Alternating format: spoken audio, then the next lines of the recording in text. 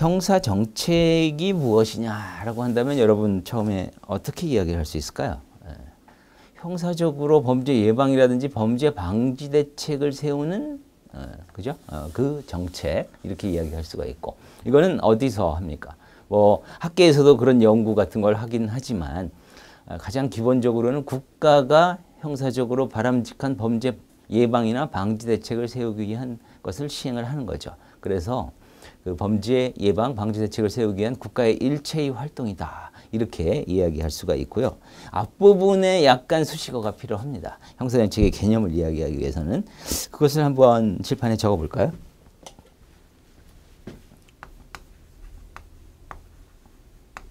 범죄의 현상과 원인을 파악하여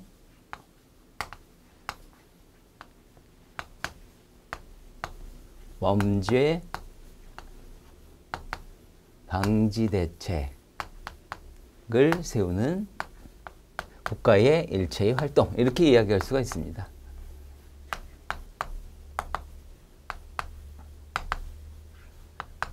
그래서 범죄 방지 대책을 위한 국가의 활동을 하기 위해서는 범죄가 무엇이고 그 범죄의 현상이 어떻게 나타나고 또 범죄의 원인은 무엇인가 이걸 정확하게 파악을 해야만 거기에 따라서 대책을 세울 수가 있겠죠. 그래서 우리 형사 정책은 이거에 관한 일련의 과정을 다루고 있는 학문이다. 이렇게 이야기할 수가 있고요. 자, 그러면 하나하나 개념부터 한번 들어가 보죠. 먼저 맨 앞에 나와 있는 게 범죄입니다. 범죄. 그렇다면 범죄가 뭔지를 간단히 이야기를 해봐야 되겠죠. 범죄는 크게 형식적 의미의 범죄와 실질적 의미의 범죄로 나눌 수가 있고요. 형식적 의미는 바로 법이라고 하는 형식에 의해서 규정이 된 것이죠. 법이라고 하는 것은 대표적으로 우리나라에 존재하는 형법전을 둘 수가 있어요.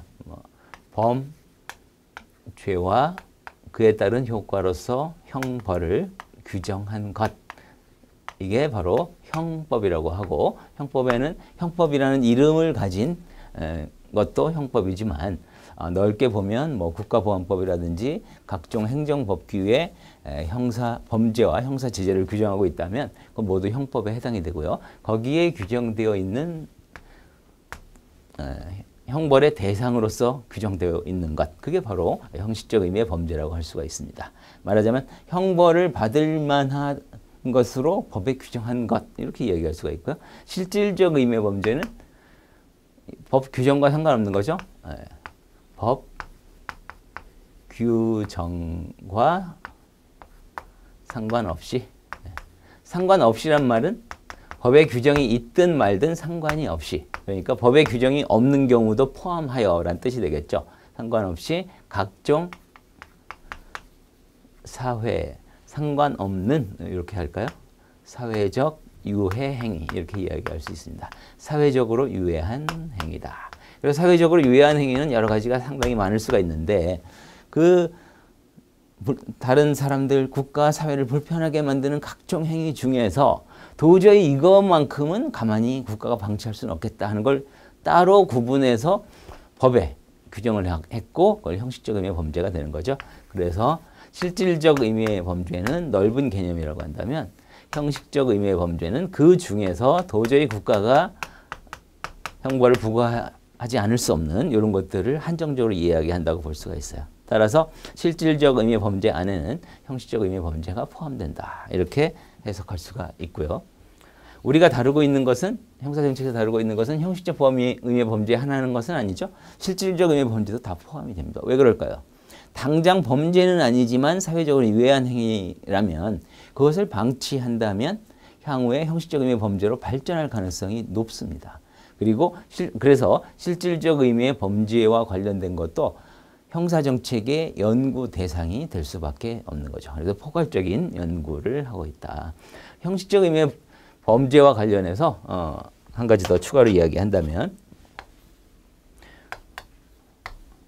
범죄가 성립하기 위해서는 어떤 요건을 갖추어야 하는가. 이건 이제 크게 세 가지로 나눌 수가 있는데 하나는 구성 요건, 해당성,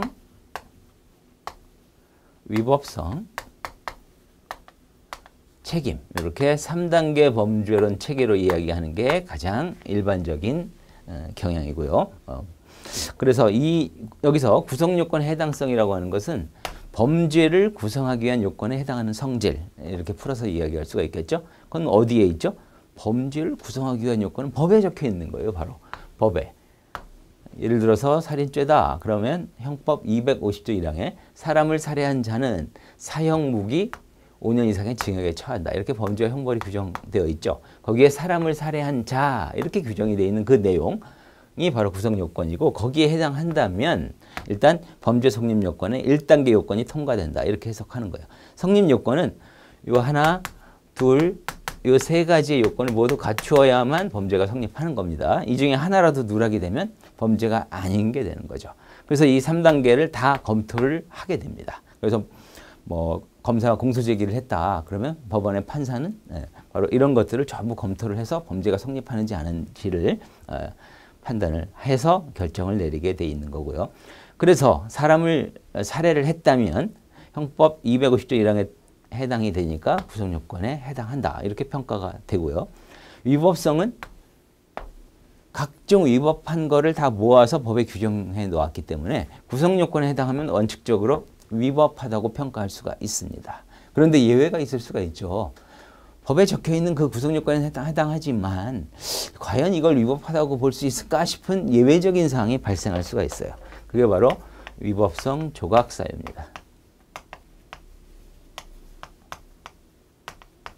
여기서 조각이라고 하는 건 없어진다, 소멸한다의 개념이에요. 그래서 원래 구성요건에 해당하면 위법하지만 어떤 특정한 사유가 발생하면 위법성이 소멸한다, 위법성이 없다. 그렇게 되면 범죄가 아닌 게 된다. 이런 뜻이 되겠죠.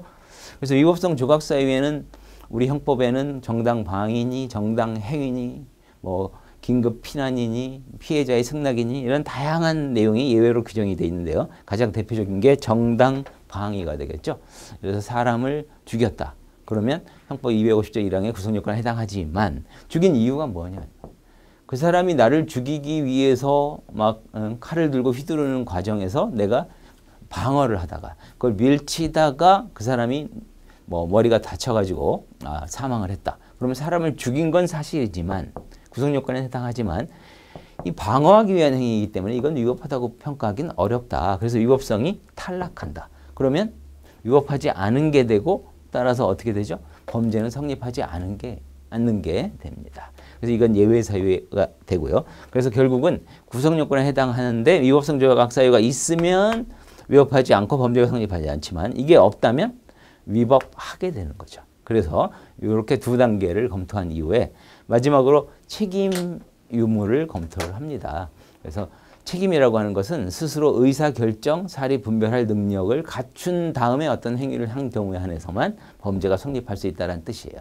그래서 사리 분별 능력이 전혀 없다. 그러면 그 사람의 행위는 책임이 없는 게 돼서 범죄가 성립할 수 없다. 이렇게 봅니다. 대표적인 사례로는 우리 형법상 심신 상실자 규정이 있어요.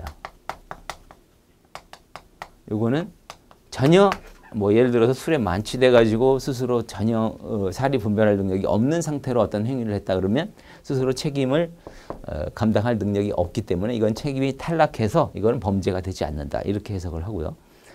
또 형법 9조에 보면 14세 미만의 행위는 벌하지 않는다. 이런 규정이 있어요. 나이가 너무 어리다. 그러면 물론 아이들 좀 똘똘한 아이와 또 그렇지 않은 아이들 평균적인 아이에 따라서 사리 분별할 능력에 차이가 있을 수는 있지만 그걸 일일이 다 구분하기는 어렵기 때문에 아예 법에서 선언을 해버린 거예요. 만 14세 미만의 행위는 책임이 없는 걸로 해석이 돼서 벌하지 않는다. 이런 규정을 두고 있습니다. 그래서 이렇게 되면 책임이 탈락하게 되는 거죠.